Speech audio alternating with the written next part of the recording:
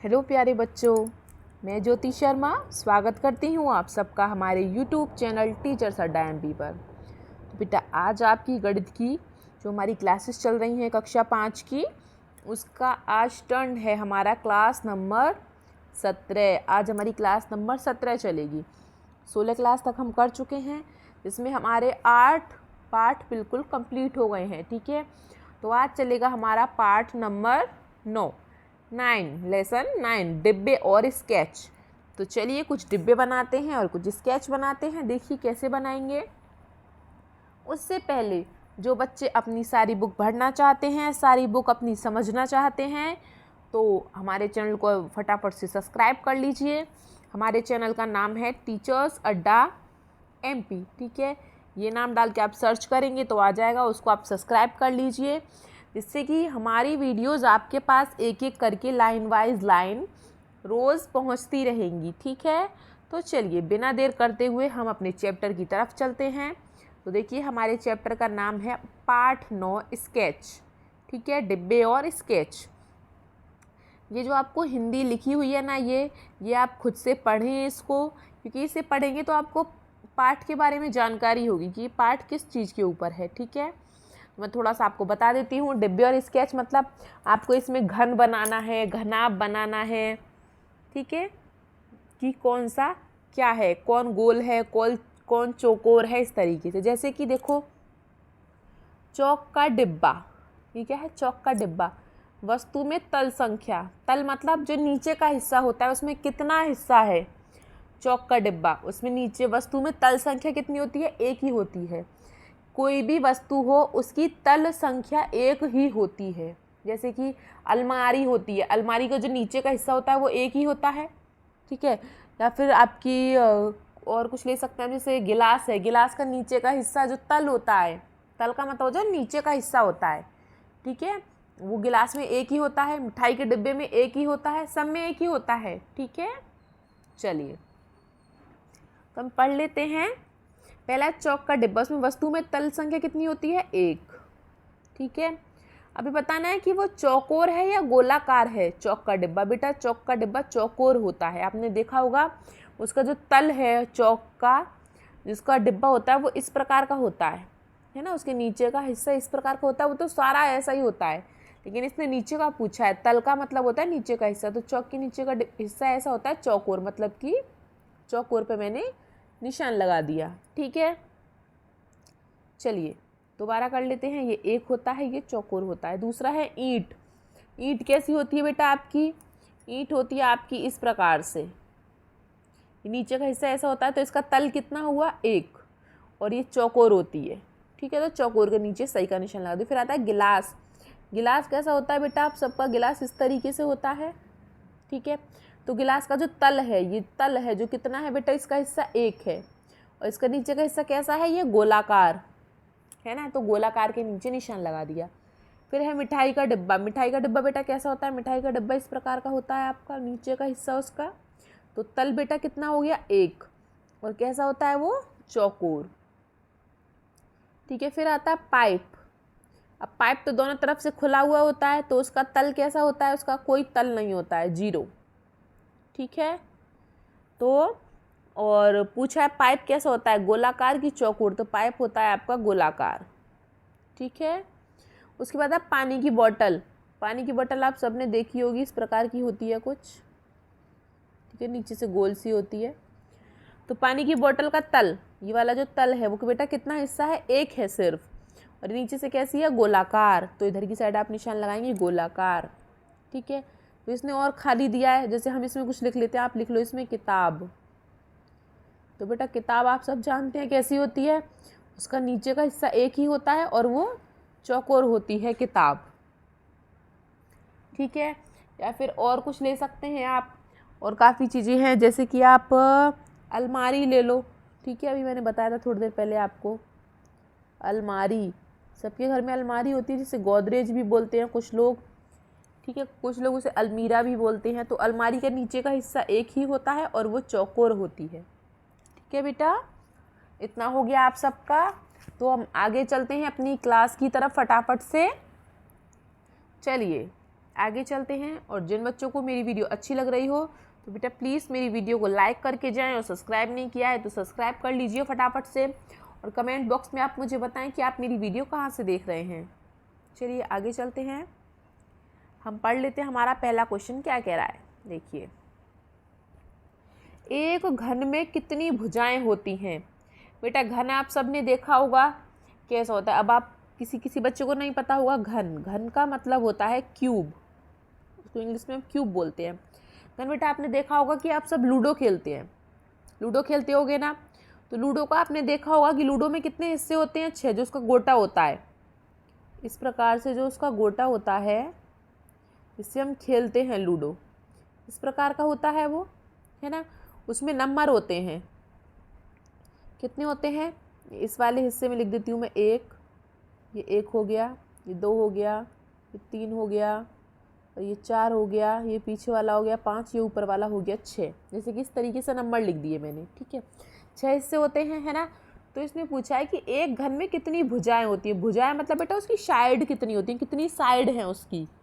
तो बेटा कितनी साइड होती हैं आप सबको पता है, उसमें 6 नंबर होते हैं, मतलब कि 6 साइड होती हैं। तो हमारा बी वाला ऑप्शन सही है, ठीक है। जब भी भुजाएं पूछे तो भुजाएं का मतलब होता है कि वो कितने नंबर हैं उसमें। आप सबने देखा होगा जो घन होता है, घन हमारा किस प्रकार का होता है, जो लूडो का गोटा होता है ना उस प्रकार का। उसमें 6 भुजाएं होती हैं, साइड होती हैं, मतलब साइड कितनी साइड है उसकी, 6 भुजाएं मतलब साइड। तो हमारा आंसर क्या होगा, 6, ठीक है। चलिए बेटा अब हम अपना दूसरा क्वेश्चन कर लेते हैं। दूसरा क्वेश्चन देखिए क्या कह रहा है। दिए गए पासे के तलों को मोड़कर पासा बनाने पर यदि ऊपरी सतह पर 6 आता है तो उसके ठीक नीचे क्या होगा।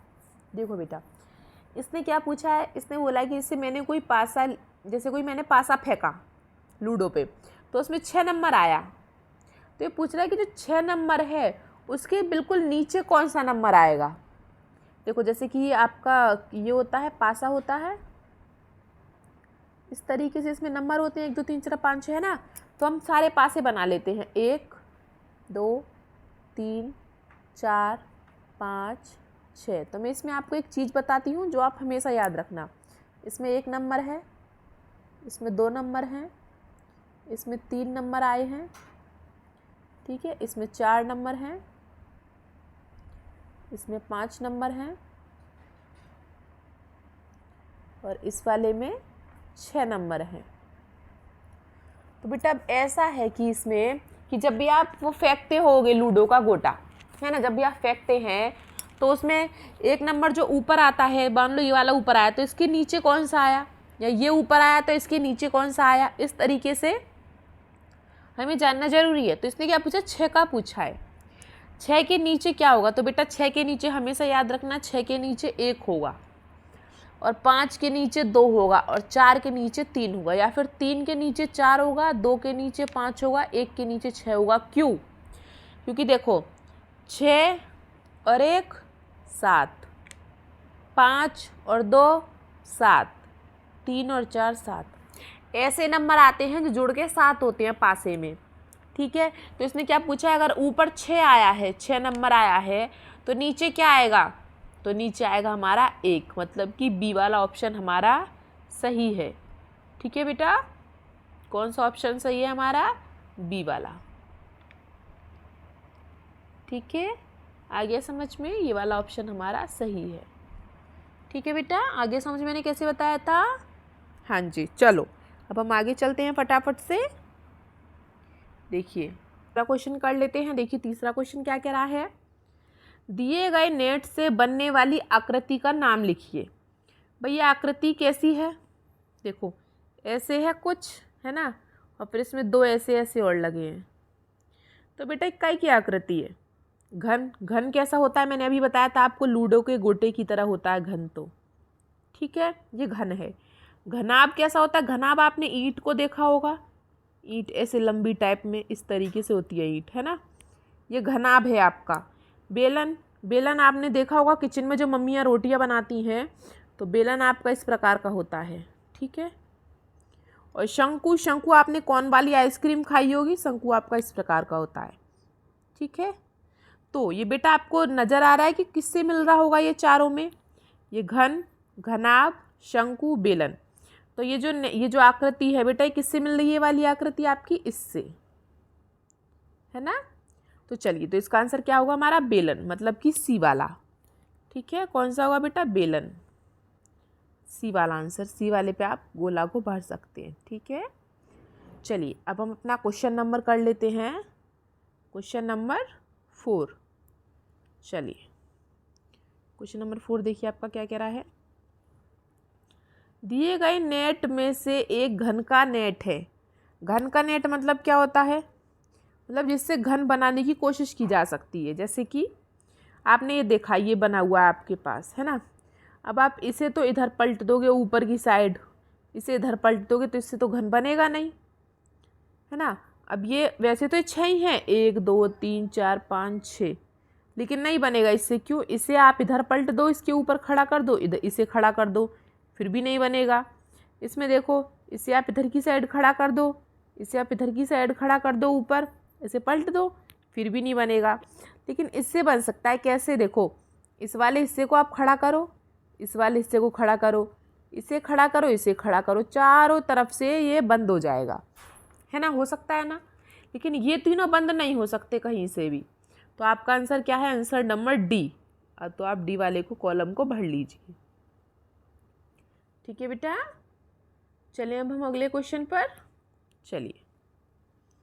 क्वेश्चन नंबर 5, दिए गए चित्रों में से कौन सा चित्र एक पासे का चित्र हो सकता है? पासा, वो बेटा जो लूडो का गोटा होता है ना, वो क्या होता है आपका? पासा होता है।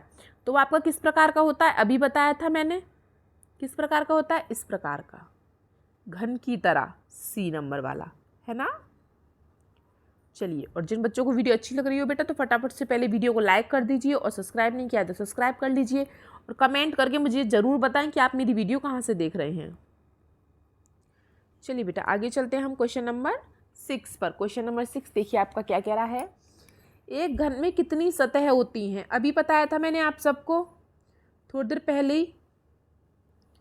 एक घन में कितनी सतह होती हैं? सतह मतलब साइड, मतलब उनके भुजाएं सॉरी, भुजाएं, साइड, सतह एक ही बात होती है। तो बेटा कितनी सतह होती हैं? 6। ठीक है, या इस प्रकार लिख सकते हैं आप 6, या 1 6 इस तरीके से भी लिखा जाता है, कैसे भी लिख लीजिए। ठीक है, तो एक घन में कितनी सतह होती हैं? 6। चलिए बेटा, क्वेश्चन नंबर 7 करते हैं हम अपना।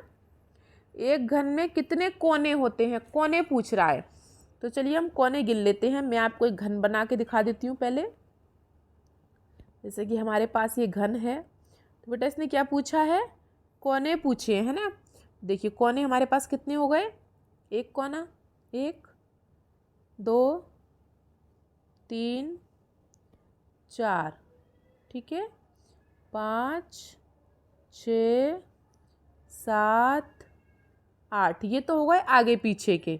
ठीक है, 8 हमारे पास किनारी वाले और रह जाते हैं, जो कि हमें पीछे की साइड इसमें दिखाई नहीं दे रहे हैं, है ना। तो बेटा घन में कितने कोने होते हैं? 12। ठीक है, कितने कोने होंगे घन में? 12।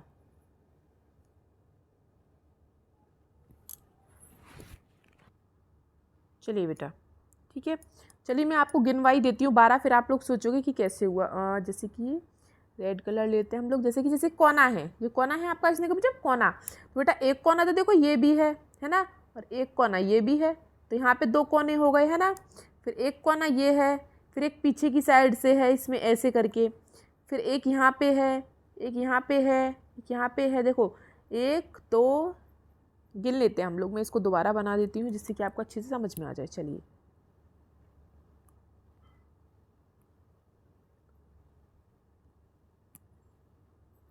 देखिए, चलिए एक कोना, 1 2 3 4 कोने ये हो गए। ठीक है, फिर 5 6 7 8, अब 8 कोने हो गए।